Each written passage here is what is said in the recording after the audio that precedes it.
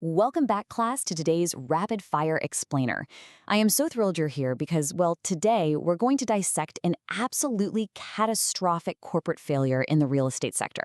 We're looking at a fascinating case study from Risk Vigilant Bharat, and we're going to break down exactly how a massive enterprise can literally be brought to its knees by just a single hidden vulnerability. Okay, let's just dive right into this. Look at this number on the board here, 400. That is the staggering figure right at the center of our incident today. So imagine this. We have your archetypical, prominent regional developer who boasted a massive land bank of 1,000 acres, right on the outskirts of a major metro. Things looked absolutely great on paper. But then, literally overnight, the income tax department swoops in and attaches 400 acres of this land. Boom. Gone. Just like that, 40% of their entire land bank vanished into thin air, instantly paralyzing the company's future pipeline. Section 1. The proxy fraud mechanism. So how exactly did they execute this? Well, they were trying to bypass state agricultural land ceiling laws. Step 1. The company funds the land purchase. Real simple. The money leaves their corporate accounts. Step 2. This is where it gets shady. Instead of putting the company's name on the deed, they register the land in the proxy names of local farmers and, honestly, even their own company peons. Step 3. Obviously, they still want to maintain control, right? So they have these proxies sign unregistered powers of attorney. And then, get this, they physically hide those POAs deep inside the corporate safe. The whole paper trail was intentionally, meticulously obscured. Section 2. The statutory correlation. Now, class, you might be wondering what exactly went wrong legally. The answer lies right here with the Benami Transactions Prohibition Amendment Act of 2016. The crucial point for us to understand is that this specific law completely criminalized the exact structure our developer was using.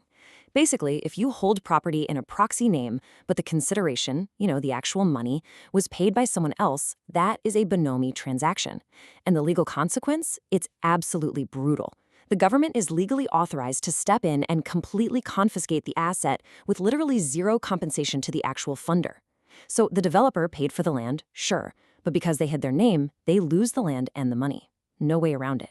Section 3. The auditor's fix. So, to prevent this kind of disaster from ever happening on your watch, you must demand a critical cross-reference. I want you to mentally perform this check with me right now. On the left, we have the paper reality, right? This is what the developer proudly claims in their corporate fixed asset register and land inventory. But over on the right, we have the legal reality, the actual physical names printed on those title deeds. If these two sides do not match perfectly, well, you've got a ticking time bomb on your hands. If that cross-reference fails, here are the strict, non-negotiable actions you absolutely must take. First things first, clearly identify any land that was funded by the company but is not explicitly registered in the company's name or at least a formal joint venture. Second, you've got to immediately flab that property for legal regularization. You need to get it above board as fast as possible. Finally, if that just isn't possible, you must alternatively and aggressively write off the asset. Do not just let it sit there on your books. This is exactly how you ensure the company avoids stepping into a catastrophic Benami trap. Now, class, if you want to dive deeper into the nuts and bolts of these kinds of audits, I highly recommend checking out our publication, An Internal Auditor's Field Guide, Real Estate. It's packed with literally hundreds of cases, just like this one, to really help sharpen your forensic skills. I'm going to leave you all today with one final, kind of chilling question to think about. Based on what we've just uncovered, are you absolutely sure whose name is really on your company's land?